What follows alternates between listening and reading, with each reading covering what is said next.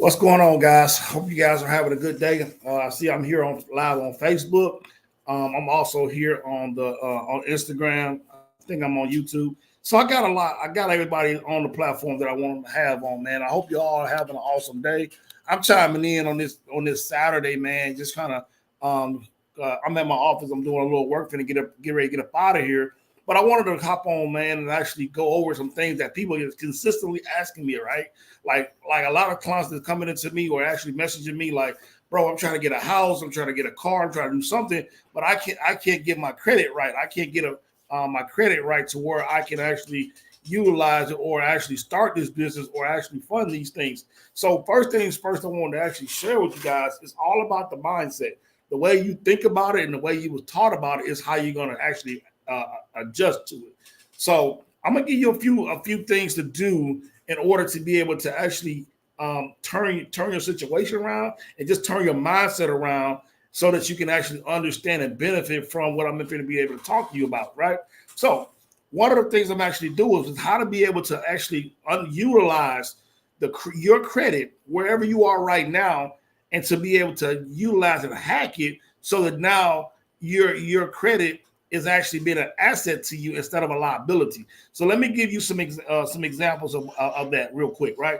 So for instance, say your credit is in the 500s, right? And that you don't have a credit card, you don't have, you really don't have that much. Maybe you have a couple late payments. You maybe have a couple, maybe some derogatory accounts or something like that you've been having, or you've been missing some payments on.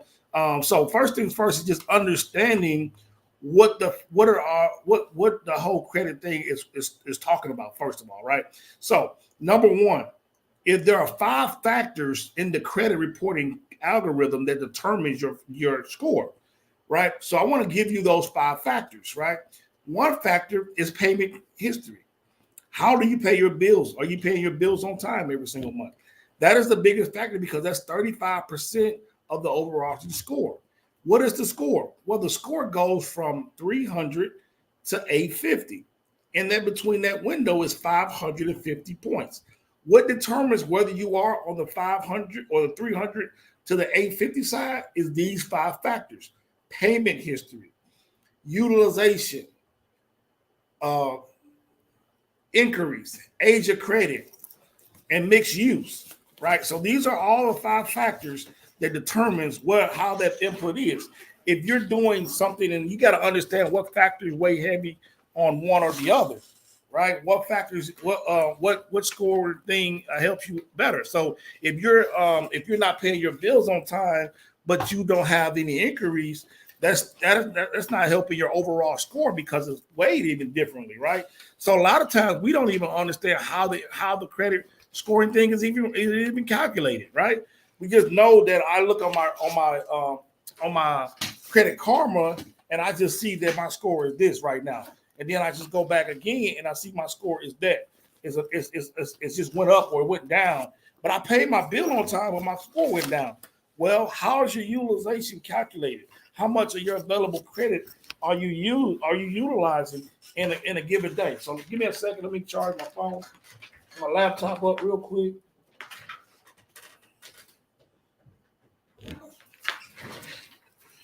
How much are you utilizing? Let me see here. Okay, good. So how much are your credits that you are utilizing? I'm gonna give him. Let me give you an example for that. If you have a credit card with a limit of just say $300, if you have a credit card with a limit, just say $300, right? And then you actually utilize that credit card, right? You pay the $300, but you pay it off, and you utilize it and you pay it off. You utilize it and you pay it off. So now you say, okay, well, I'm utilizing it, I'm paying it off, but I'm paying it off and I'm paying it late, and I'm paying it past the statement date. But I'm utilizing and I'm paying it off, but I'm utilizing and I'm paying it off. But you don't understand the 2 days the way to be able to utilize it and pay it off, right? We don't even understand that. We just know that, okay, when I get paid next time, I get to be able to pay it off. But we don't understand how that factors go into the credit scoring way and how it actually reports. So let me give you a breakdown of just some simple things that you can actually utilize today.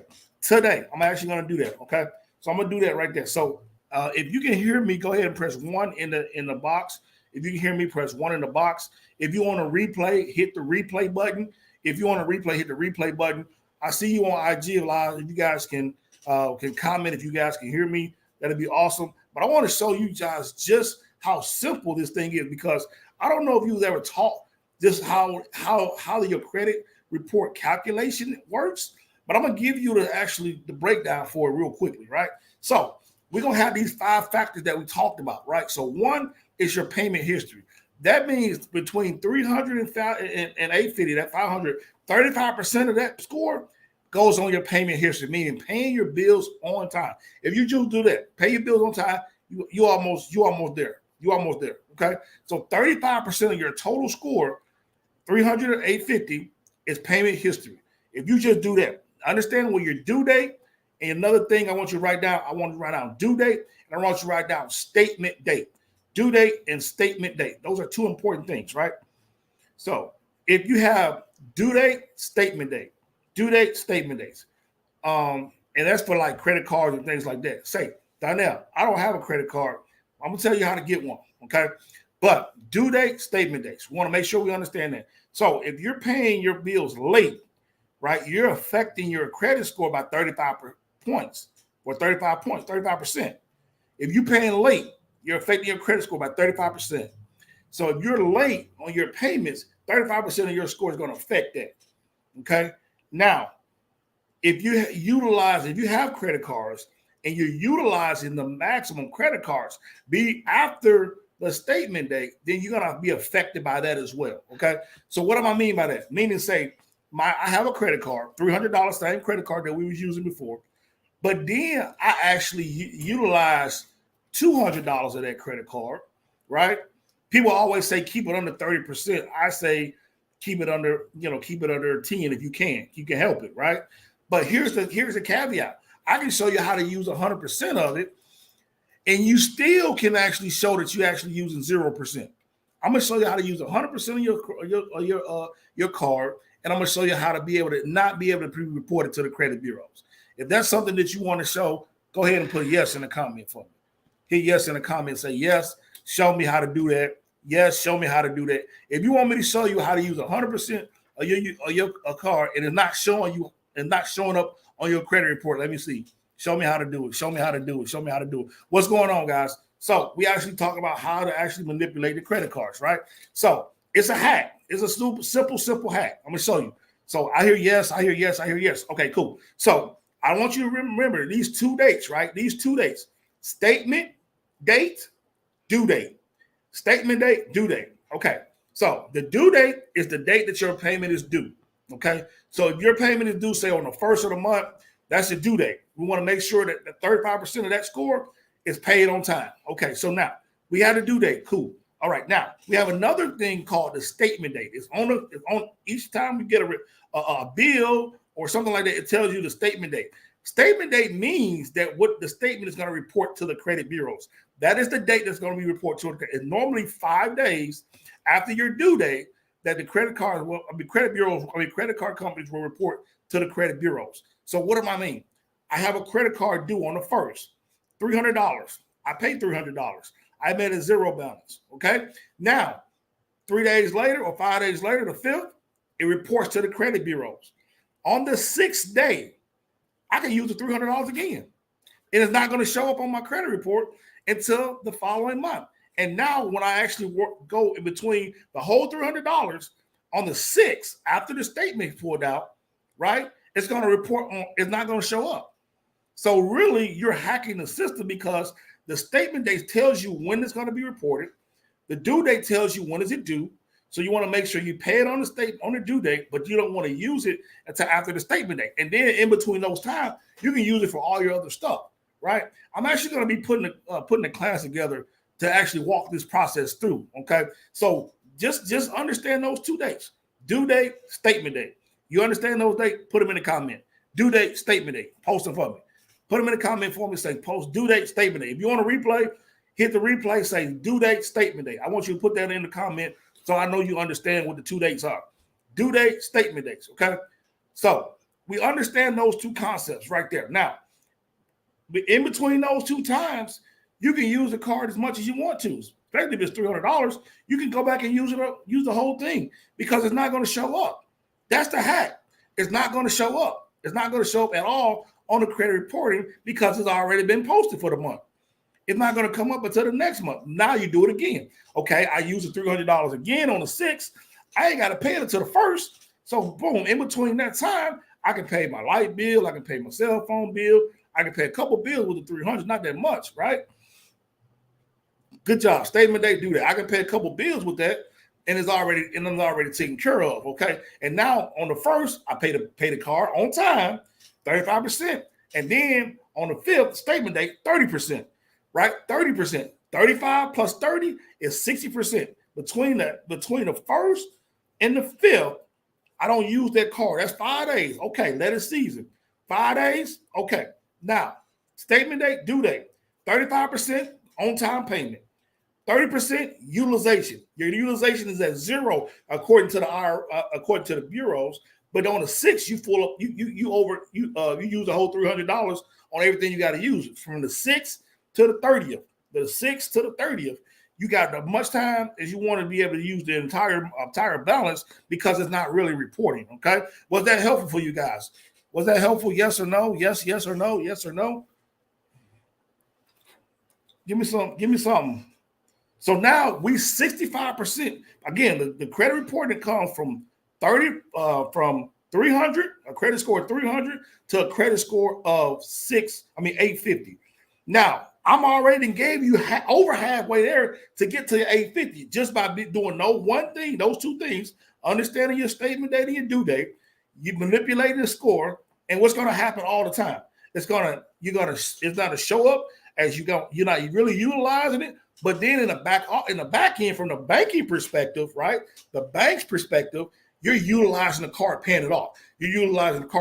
Now that 300 is going to go up to $1,000. Now your utilization went up from 300 to $1,000. Your score go up again, right? Your utilization is low. Your score goes up. Now you increase the amount of credit that you got because you're paying it on time. The credit card company sees you as a valuable customer and is extending you a thing. So that's why I took a $300 card and gave it to $25,000. It's because I understood those two simple processes is statement date, due date, and being able to actually take my payments and be able to understand where that fall is in that window, and then be able to actually move on from there. And then every time I do it, the credit card companies, every 6 months, every year, it increases. So now you at $1,000 and you're doing the same thing. Statement date, due date, payments, statement date, due date, payments, statement date, due date, payments.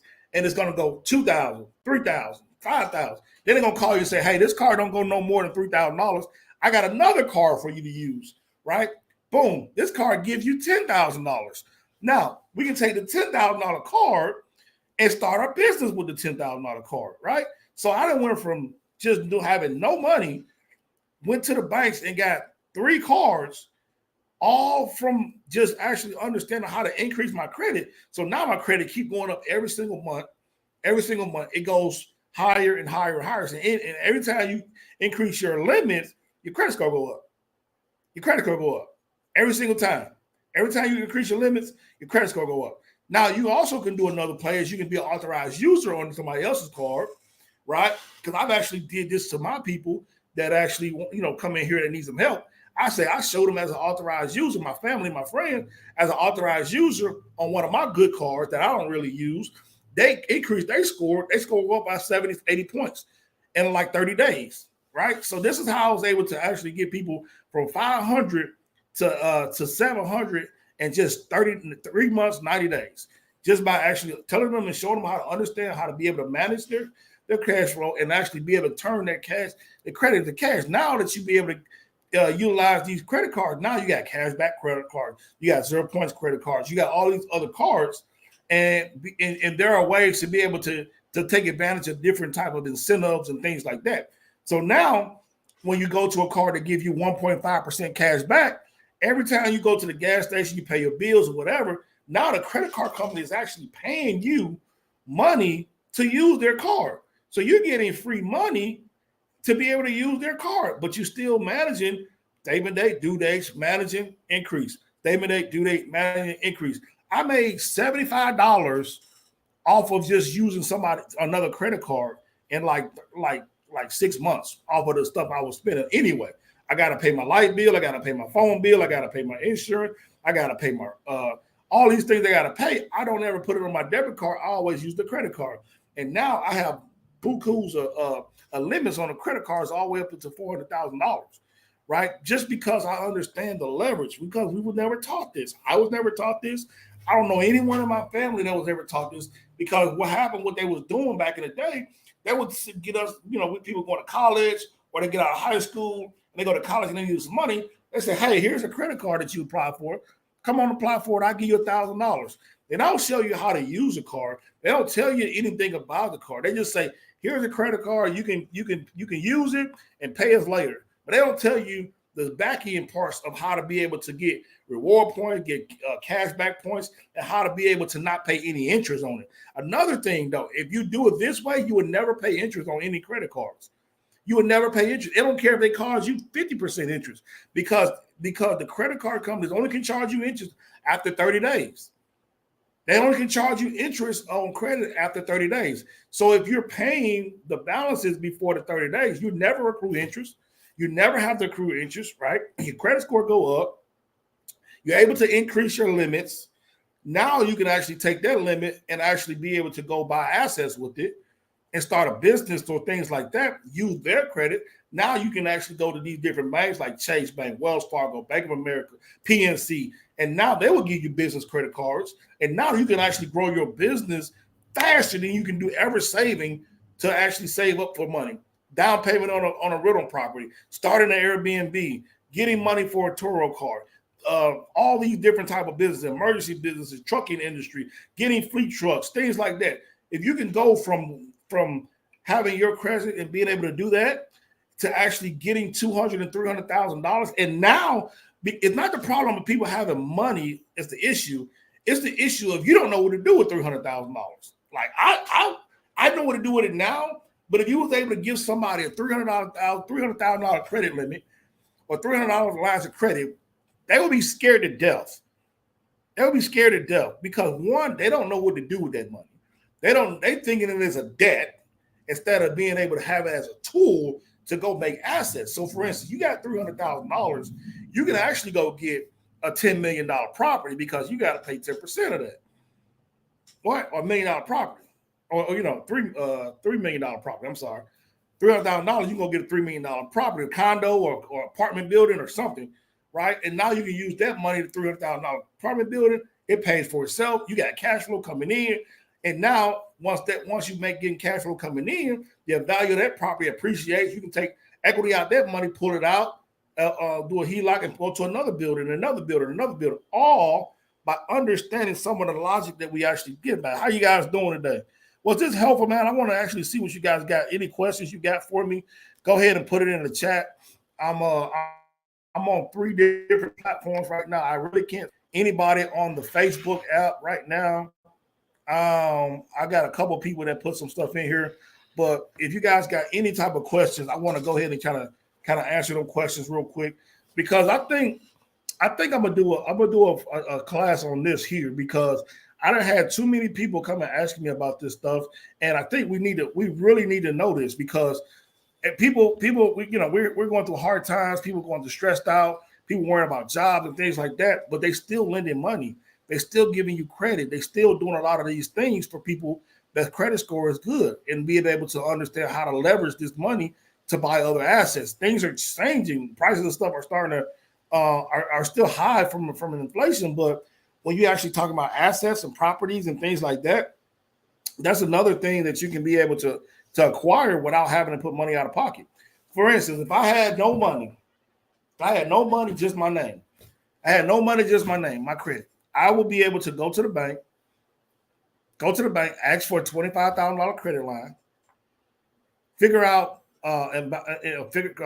a $25,000 line of credit. I go to the car lot or used car or whatever, buy a few cars, sell those cars, pay the loan back. Then they're gonna, I mean, I pay the loan back. Then I make a profit. I take the profit, start another business or whatever I got to do. So it's really that simple. It's not saving for the money; it's being able to have access to it, and to be able to have access to multiple clients. So if I do that for one bank, so if I'm able to do that for like one business that I got, if I open up another business, what makes them not be able to give me for another business, right?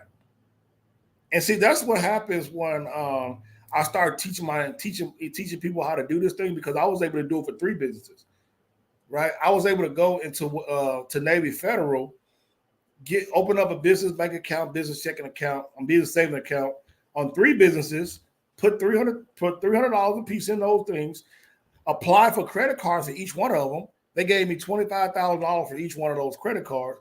Also, they gave me a $25,000 line of credit for each one of those. So now I didn't raise $200,000 from one bank. And now if I go to another bank like a Bank of America, three banks do the same thing. You see how we can actually compound that? You just go into the bank and offering money, and you have the credit to be able to sustain it. And you also not have to show a lot of these particular documents, because KeyBank actually gives you up to $50,000 without having to show proof. PNC Bank gives you up to $50,000 without having to show proof of incomes and documents. And so there's a different amount of bank that you can go to without having no docs. But you got to understand the concept of what I'm talking about right now. So was this helpful? Again, if you actually been able to follow me on my socials, again, my name is Donnell Lovely. I am a financial strategist. I'm a business builder. I'm also helping people with tax planning.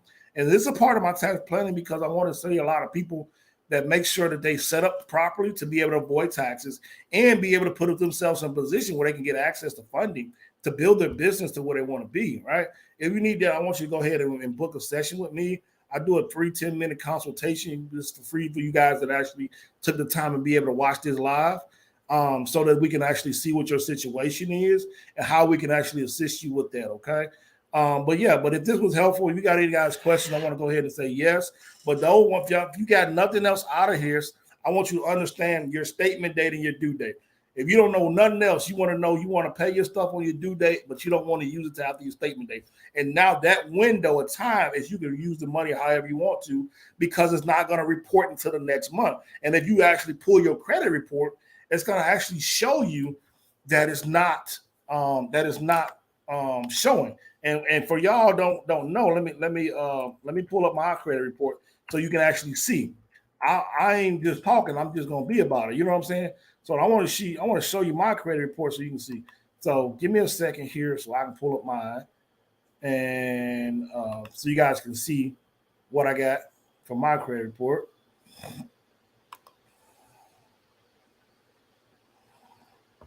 And I have an experience here that's got me in here doing the most.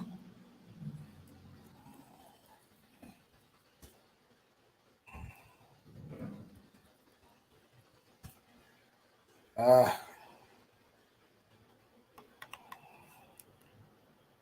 mm,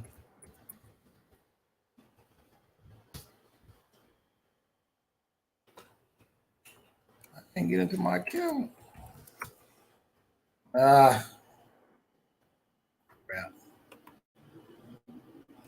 Let me see.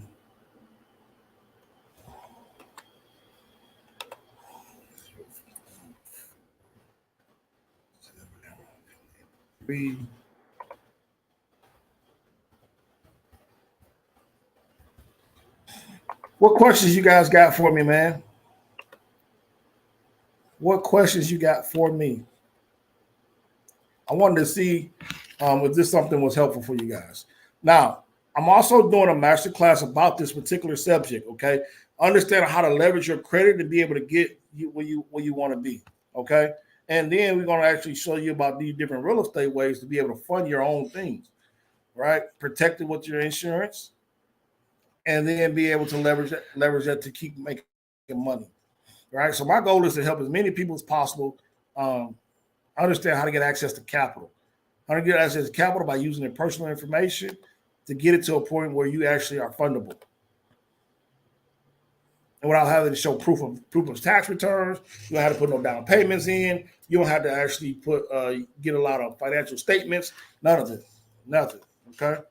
So you don't have to have none of it.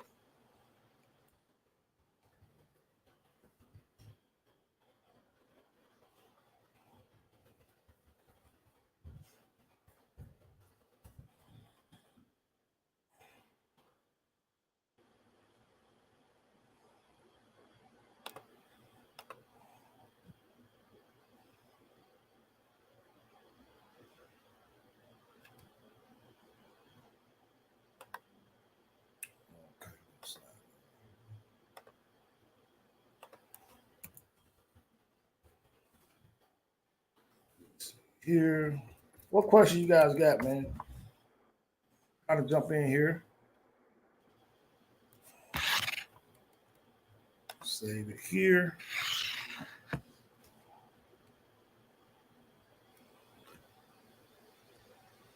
Nope.